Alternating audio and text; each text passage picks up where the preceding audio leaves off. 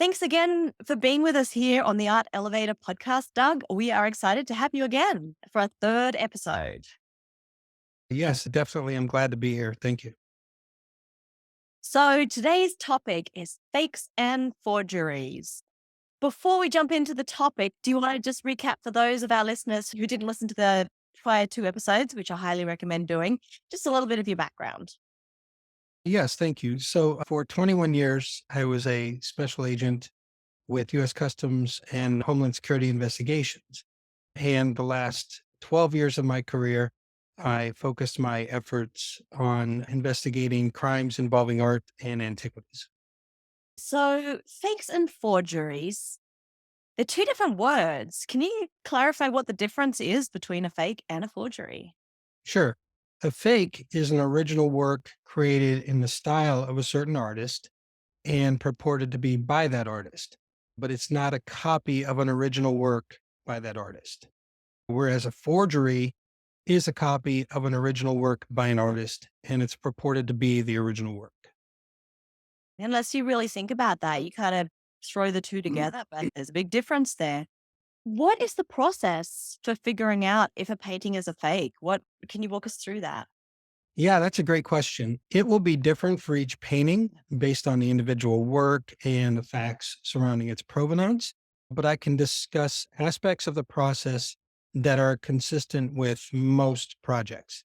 At Odyssey, we believe in utilizing the team approach to determine if a painting is fake or authentic. And the team consists of three parts. One part is connoisseurship. So choosing an expert who is both a true expert on the artist in question and also ethical to examine the painting for indications that it was actually painted by the artist in question. The second prong of the team is scientific analysis, utilizing quality ethical laboratories to determine if the materials used in the painting and the documentation are consistent with the artist and age of the purported attribution. So the final part of the team is an expert investigator to conduct the full investigation into the documentation, the provenance, and all the individuals involved to determine whether the provenance and documentation are real or they are false. So, taking in all the research, assimilating it, and looking where things cross and where things don't. Right. And so after the experts from all three parts of the team complete their work independently to avoid influence from the others, the team assembles with all the evidence and the information to collaboratively determine the authenticity of the piece. That makes a lot of sense. It's like a panel discussion with everyone coming in with different opinions, but sharing this evidence and then constructing an objective picture. It sounds really thorough. Yes, in my opinion, it's the right way to do this. If you try to determine authenticity using only one or two of those legs of the stool, so to speak, I think that you shortchange your client and your chances of determining the actual authenticity are greatly reduced. Makes a lot of sense. So, can you walk us through why a client would come to you to determine if something's a fake or a forgery? Oh, yes, thank you. So, Odyssey, we have many types of clients: attorneys, insurance companies, museums, appraisers, private collectors, and many others.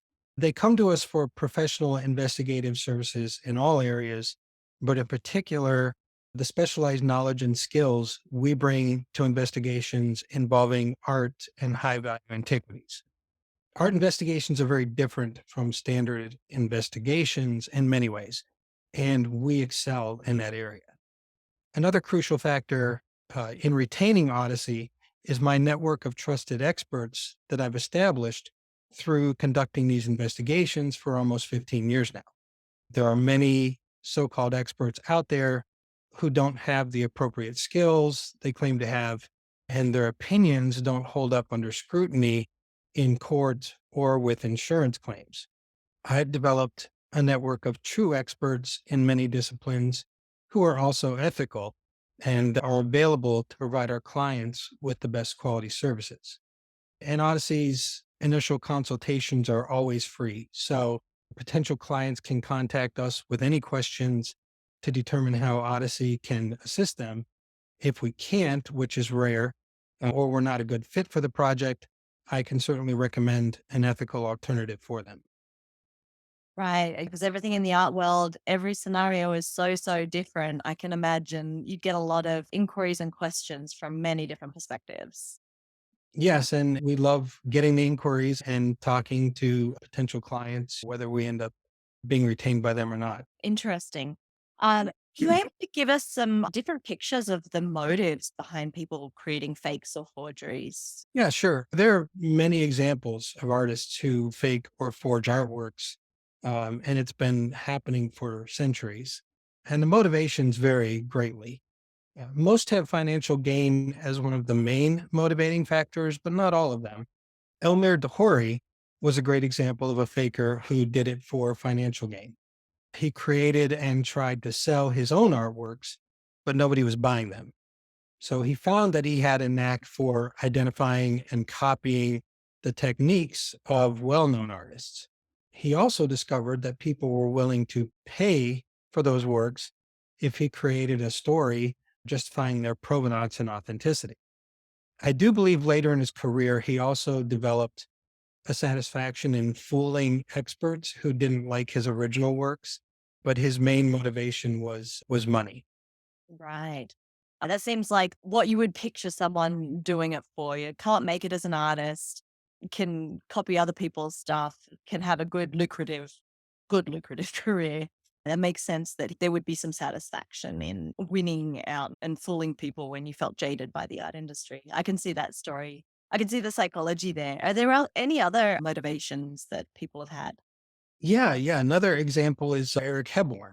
Now, he attended Britain's most prestigious art school, the Royal Academy of Arts, and he had the ability to be a great artist. After being passed over for a position that was given to someone he believed to be inferior, he decided to take revenge against the institutional nature of the art industry and the experts. So he began to create fakes and forgeries, which were attributed by these experts to the artists he was copying.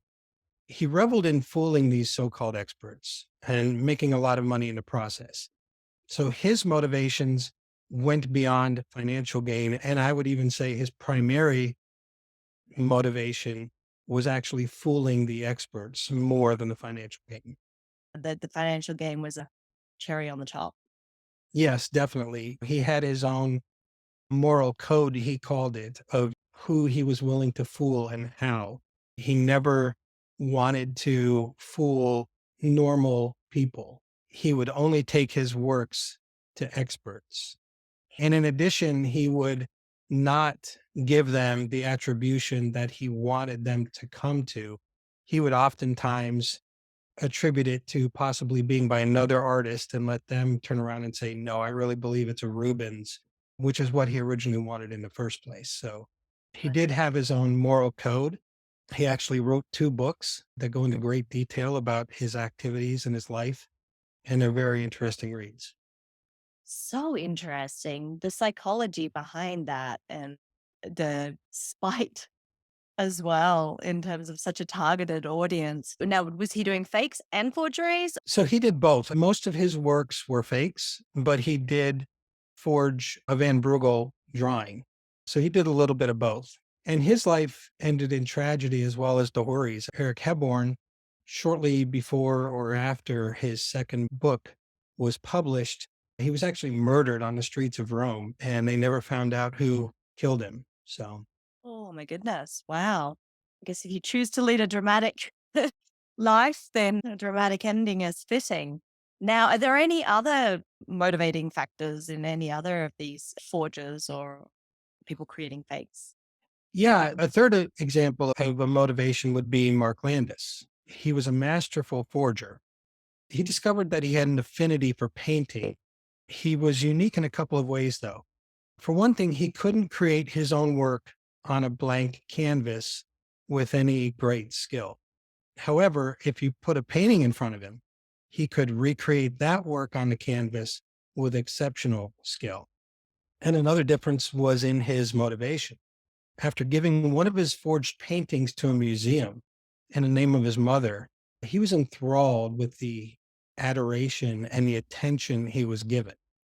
So he continued to create these forged works and he'd donate them to multiple museums throughout the US, often creating and using multiple aliases to do so, including posing as a priest. He even donated multiple copies of the same works to multiple museums. Because the works were donated, the museums didn't scrutinize them as much as they may have if they were purchasing the works. And because he never profited from his fraud, he was also not charged criminally after being investigated by the FBI. Interesting. So that's a completely psychologically motivated activity. That's an intriguing little scenario there. Yeah, he's one of the few who had no financial motivation whatsoever. It was all psychological to him. And interesting that the museums didn't scrutinize the works. There is a documentary out there about his life and his works as well. It was apparent after he was discovered, so to speak, that the museums definitely did bare minimum due diligence. If they would have spent a little more time looking into him, looking into the paintings, they definitely would have discovered his fraud. But like I said, because the works were donated, the museum really just didn't question them. None of the museums questioned them the way they should have. My goodness, the human mind and the art world can be some dangerous counterparts.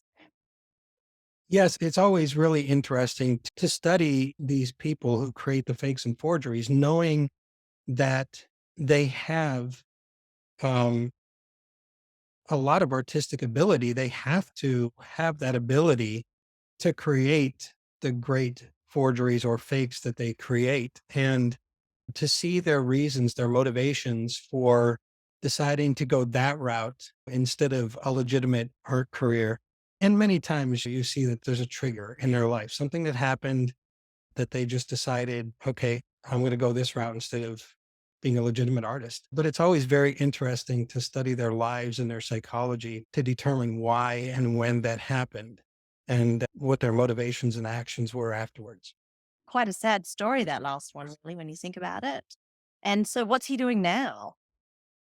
Once Landis was found out, some other people in the art industry set up a website for him where he creates portraits of people who send him a picture to create from.